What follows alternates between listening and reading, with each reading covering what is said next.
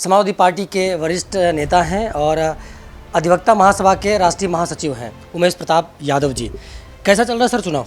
चुनाव बहुत बढ़िया चल रहा है। आम जनमानस में भारतीय जनता पार्टी को जड़ से उखाड़ फेंकने का एक मुहिम चल रहा है पूरे प्रदेश में।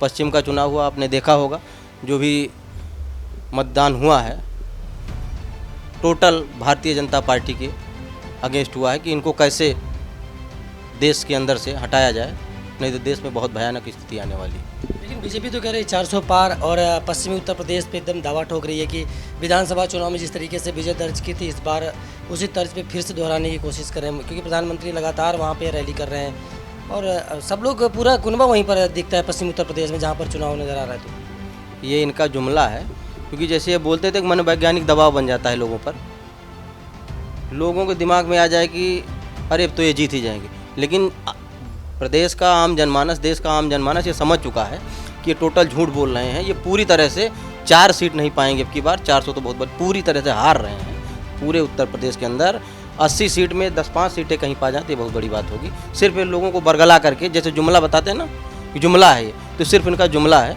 बाकी कुछ है नहीं। बीजेपी कह रही है कि अगर कांग्रेस की या इंडिया गठबंधन की सरकार बनती है तो महिलाओं की मंगलसूत्र भी खतरे में आ जाएगा और 5 किलो राशन दे रहे हैं और भी तमाम ऐसी बातें गिना रहे हैं, तो उनकी काट के लिए क्या फार्मूला है आपके पास? काट के लिए कोई फार्मूला क्या है? ये तो बयान भारत के प्रधानमंत्री माननीय नरेंद्र मोदी जी ने राजस्थान में एक जनसभा में कहा था कि आपका मंगलसूत्र सुरक्षित नहीं रहेगा। मैं माननीय प्रधानमंत्री जी से बड़े, या देश की जनता, आवाम, पूरे देश के आवाम जानना चाहता है कि आपने अपने मंगलसूत्र की रक्षा नहीं, जिससे 7 फेरों की गारंटी ली थी, 7 जन्मों के रिश्ते होते हैं जल वायु अग्नि को साक्षी मान के, आपने मंगलसूत्र की रक्षा कर, उसके मंगलसूत्र की रक्षा तो आपने किया नहीं। तो आप आम माताओं बहनों की मंगलसूत्र की रक्षा क्या करेंगे? उनका दर्द आप क्या समझेंगे? आपके अंदर दिल नहीं है, आपके अंदर इमोशन नहीं है। आज पूरे प्रदेश में, देश में छुट्टा जानवर चल रहे हैं, लोगों की फसलें नष्ट हो रही। 5 किलो राशन से किसी का पेट भरेगा? आप पूरा खेत चरवा दे रहे हो। जहाँ वो कुंटलों में बेचता था, 10 कुंटल 20 कुंटल बेचता था, 5 किलो में अपना पेट पाल रहा है। ये कहाँ का न्याय है? लेकिन वो बोल रहे मोदी की गारंटी है इस बार, रोजगार को लेकर के, विकास को लेकर के, हर एक चीज़ को लेकर कह रहे हैं मोदी की गारंटी है इस बार। युवाओं के आगे बढ़ाने की बात कह रहे हैं, गारंटी ले रहे हैं, मोदी गारंटी एकदम मजबूत बता रहे हैं। आप तो पत्रकार साथी हैं, आप ये क्यों नहीं कहते हैं कि मोदी के झूठ पे लोगों का भरोसा क्यों? ये भी तो आप पूछ सकते हैं। ये सवाल आपका होना चाहिए। इतने दिनों में कौन सा ऐसा काम किया? कोई 5 काम अगर भारतीय जनता पार्टी कोई कार्यकर्ता नेता गिना दे, बता दे कि मैंने 5 अच्छे काम किए हैं। मैं उत्तर प्रदेश का रहने वाला हूँ। उत्तर प्रदेश के अंदर कोई 5 काम में बता दें कि मैंने ये अच्छे काम किए हैं। सारे पेपर लीक हो रहे हैं, सारी नौकरियों में भ्रष्टाचार, सिर्फ जातिवाद, भाई को भाई से लड़ाना। आज जिस किसान को ये अन्नदाता कह रहे हैं, उसी किसान को ये खालिस्तानी और पाकिस्तानी कहते थे। लेकिन जैसे जैसे चुनाव पहला चरण बीत गया, दूसरा चरण आज है, प्रधानमंत्री नरेंद्र मोदी जी अब हिंदू मुस्लिम की तरफ कन्वर्ट करते जा रहे हैं। देखिए भरे मन से वो कह रहे हैं कि अगर इंडिया गठबंधन की सरकार बनी तो पूरा अमाउंट जो है वो एक लोगों के, खास समुदाय के लोगों के पास चला जाएगा। मतलब उस तरफ कन्वर्ट करने की कोशिश कर रहे हैं हिंदू बनाम मुस्लिम को। उसको कैसे रोकेंगे आप लोग? दरअसल भारतीय जनता पार्टी के पास, प्रधानमंत्री जी के पास हिंदू मुस्लिम के अलावा, सांप्रदायिकता फैलाने के अलावा कोई विकास का मुद्दा है नहीं। काम कोई किया नहीं इन्होंने।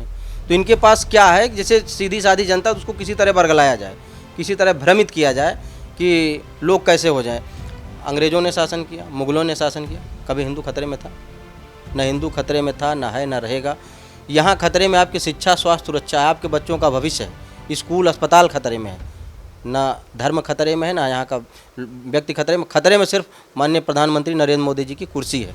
इतना तानाशाह, हिटलरशाही करने वाला और प्रधानमंत्री पद की गरिमा गिराने वाला शायद कोई प्रधानमंत्री होगा हिंदुस्तान के अंदर। पहले प्रदेश के तमाम सीटों पर आप जा रहे हैं, लोकसभा चुनाव चल रहे हैं, समाजवादी पार्टी के आप नेता हैं, लोगों से मिल रहे होंगे, आप कैंपेन करने जा रहे होंगे, जनता का रिएक्शन कैसा है? कि जनता जिस तरीके से अभी कई ऐसे रिएक्शन मिलते हैं ना कि भाई आपको सराहते हैं या फिर दरवाजे से लौटा देते हैं? नहीं, जनता पूरी तरह से सराहती है माननीय अखिलेश यादव जी के द्वारा जो किए गए कार्य हैं। जहाँ भी जाते हैं लोग बड़ी शालीनता से बताते हैं कि भैया ये देश का ऐसा आवास प्रदेश के अंदर बना है जिसमें पूरा परिवार सुकून से रह सकता है। 4-4, 5-5 लाख रुपए लोहिया आवास योजना के अंतर्गत दिया गया था। आज जो माताएं बहनें प्रसव पीड़ा में होती हैं, 108, 102 एम्बुलेंस जाती है, उसको बताती हैं कि आप समाजवादी पार्टी ने क्या किया। वो कहती हैं कि भैया मोटवा दी नोटवा गा कहाँ, मोटवा चला कहाँ का, हमारे समझे में नहीं आता है। लोगों की एक चिंता है और ये लोग जैसे आप बताए अभी कि 400 पार, एक जुमला डाल के लोगों पर एक मनोवैज्ञानिक दबाव डाल रहे हैं कि लोगों के मन में जीती हैं तो यही, जीतेंगे तो यही, इस भावना से लोगों को कि वोट देने ना जाएं। लेकिन अब समाजवादी पार्टी के बूथ स्तर का कार्यकर्ता, सेक्टर का कार्यकर्ता, ब्लॉक का कार्यकर्ता पूरा तन्मयता से निकल चुका। अगर अब नहीं तो फिर कभी नहीं, ये देश के संविधान को बदल देंगे, लोकतंत्र समाप्त कर देंगे, सिर्फ हिटलरशाही चलेगी। अभी तो लोग कुछ बोल रहे हैं, हम बोल ले रहे हैं, आप पूछ ले रहे हैं। आज बताइए, आज पत्रकारिता का स्तर कितना गिर चुका है। बड़े बड़े जो नेशनल चैनल हैं पूरा सरकार के सामने दंडवत लेटा हुआ है।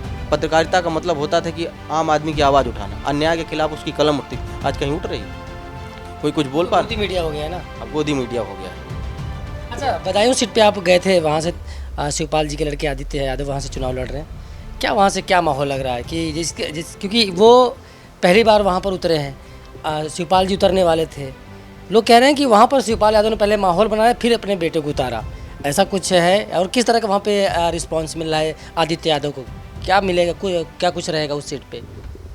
माननीय आदित्य यादव जी बड़े सरल और सौम्य नेता हैं, राजनीति में कोई नए नहीं हैं, पीसीएफ के लगातार चेयरमैन रहे हैं, माननीय चाचा शिवपाल सिंह यादव जी के बेटे हैं, और चाचा का एक बहुत बड़ा राजनीतिक कद है उत्तर प्रदेश के अंदर, देश के अंदर। उस कद का कोई नेता भी है नहीं।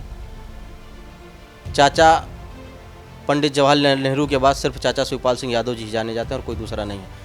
सुभाष चंद्र बोस जी के बाद अगर नेताजी किसी को कहा जाए तो माननीय धरतीपुत्र मुलायम सिंह यादव जी की कहा जाता है।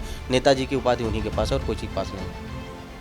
मैं बदायूं लोकसभा क्षेत्र में बराबर भ्रमण किया, अभी आज ही सुबह मैं आया हूँ, 4 बजे पहुँचा हूँ। चाहे वो बदायूं हो, शेखूपुर हो, बिलसी हो, सैसवान हो, विधानसभा का एक एक कार्यकर्ता, मतदाता ये मन बनाया है कि युवा चेहरा है, ये लंबी पारी खेलेंगे हमारे साथ, लंबे समय तक सदन में हमारी बात रखेंगे, सरलता और सौम्यता से मिलते हैं। माननीय शिवपाल सिंह यादव ने जो काम किया है, लोग बताते हैं कि सड़कें बन, हमारे परिवारों में नौकरियां मिली हैं, तो लोगों को एक बड़ा अलग टाइप का माहौल बदायूं के अंदर है। हमें तो यह है कि माननीय आदित्य यादव जी कम से कम 2 लाख वोट से चुनाव जीतेंगे। क्योंकि मैं कल कचहरी में गया था, अधिवक्ताओं से जुड़े हुए संगठन में हूँ मैं, तो मैं न्यायालय परिसर में टहल रहा था, मेरी बैठकें भी हुई, तो लोग अपने आप ये बात बता रहे थे कि भाई समाजवादी पार्टी ने उत्तर प्रदेश के अंदर टीन मुक्त, मड़ई मुक्त, छपड़ा मुक्त किया, इसके पहले किसी ने अधिवक्ताओं की कोई हाल नहीं लिया था। अधिवक्ताओं के हित में समाजवादी पार्टी द्वारा जो काम किया गया, मृत्यु के उपरांत जो अधिवक्ता होता था उसको सिर्फ 1.5 लाख रुपए मिलता था। सरकारें आई गई, इनकी भी सरकार लगभग 7-8 साल उत्तर प्रदेश के अंदर हो गया। न्यासी समिति को 200 करोड़ रुपया समाजवादी पार्टी ने दिया था, आज उसी की बदौलत 5 लाख रुपए अधिवक्ताओं को मृत्यु के उपरांत मिलता है, जो उसके परिवार का किसी तरह खर्चा चलता है। ये सरकार आज तक अधिवक्ता हित में कोई एक काम नहीं किया। उच्च न्यायालय में अधिवक्ताओं को जो सबसे छोटा पद होता है राज्य विधि अधिकारी का, 500 रुपये मिलता था, समाजवादी पार्टी ने 2000 रुपये किया है। समाजवादी पार्टी ने अधिवक्ता हित में जो काम किया, कल मैं बदायूं की कचहरी में घूम रहा था, तो एक अधिवक्ता ये मन बनाया है कि आने वाले समय में समाजवादी पार्टी को वोट देंगे तभी समाज सुधर सकता है, हित हो सकता है, नहीं तो इसके बाद फिर देश का संविधान नहीं बजेगा। क्योंकि ये कभी राष्ट्र के थे ही नहीं, राष्ट्रवाद की गीत गाते हैं। 1948 में इन्होंने तिरंगे झंडे को अपने पैरों से कुचला था नागपुर के कार्यालय। बाबा साहब की प्रतिमा को जलाया था, संविधान की प्रतियां जलाई थी। आप तो कहते हैं हम राष्ट्रवादी हैं, अम्बेडकरवादी हैं, प्रधानमंत्री नरेंद्र मोदी पूरे भरे मन से कहते हैं, अमित शाह कहते हैं, योगी आदित्यनाथ कहते हैं, बाबा अम्बेडकर का नाम लेते हैं। नहीं, ये कहते इसलिए इनके मन में राम बगल में छुरी वाला हाल है, इनके मन में मनुस्मृति है, ये मनुस्मृति से देश चलाना चाहते हैं, संविधान से नहीं। इनको ये समझ में आ गया कि देश के लोग संविधान को मानते हैं, राष्ट्रभक्त हैं, राष्ट्र के प्रति प्रेम है। तो 52 वर्षों तक जिस कार्यालय में तिरंगा न फहराया गया हो, उस कार्यालय पे तिरंगा फहराया जाने, वो लोग जो संविधान और राष्ट्र के विरोधी हों, वो अचानक राष्ट्र प्रेम उनके अंदर जगता, तो जाहिर सी बात है कोई बड़ी साजिश होगी। अच्छा, ये तो बदायूं वाली सीट का मामला हो गया, लेकिन अब उत्तर प्रदेश की बात करते हैं। पिछली बार गठबंधन में थे मायावती के साथ में, तो अब कम सीटें आई थी। इस बार क्या लग रहा है कि जिस तरीके का माहौल आप लोग बता रहे हैं, जिस तरीके का पूरी भूमिका बनाई जा रही है, दोनों तरफ से लड़ाई दिखाई जा रही है, तो उत्तर प्रदेश में इंडिया गठबंधन की कुल कितनी सीटें आएंगी अगर हम सिलसिलेवार बात करें तो? अभी तो पहले चरण का चुनाव हुआ है, 8 सीटों पर चुनाव हुआ था, 6 या 7 सीटें उत्तर प्रदेश के अंदर ये जो चुनाव हुआ पहले चरण में। दूसरे चरण का चुनाव आज हो रहा है, फिर आप जब मिलिएगा तो शाम को हम आप बता दें, अगले समय बता दें इसमें कितनी सीटें मिलेंगी। ये मान के चलिए आपकी कम से कम 50 सीटें उत्तर प्रदेश के अंदर समाजवादी पार्टी की आने जा रही हैं। 80 में से 50 सीटें, और भारतीय जनता पार्टी का सफाया होने जा रहा है पूरे देश से। कार्यकर्ता ने मन बना लिया। पूरा मन बना लिया, कार्यकर्ता नहीं आम जनमानस ने मन बना चुका है। आप बताइए कि आप 75 साल की उम्र में अपना समय मांग रहे हो और नौजवान को 4 साल में रिटायर कर रहे हो अग्निवीर देके, कहाँ का न्याय है? ये देश सुरक्षा, ये राष्ट्रभक्ति है? जिस देश में राष्ट्र की सुरक्षा के लिए, सीमा की सुरक्षा के लिए, देश की सुरक्षा के लिए 4 साल की संविदा पे नौकरी दी जाए, वो देशभक्त हो सकते हैं? देश के दुश्मन हैं, देश के गद्दार हैं ये लोग। ये उमेश प्रताप सिंह हैं, समाजवादी पार्टी के नेता हैं। तमाम जगहों पर जिन जनपदों में जहां पर समाजवादी पार्टी चुनाव लड़ रही है वहां पर जा रहे हैं। बता रहे हैं कि उत्तर प्रदेश में 80 में से 50 सीटें समाजवादी पार्टी यानी इंडिया गठबंधन जीतेगी।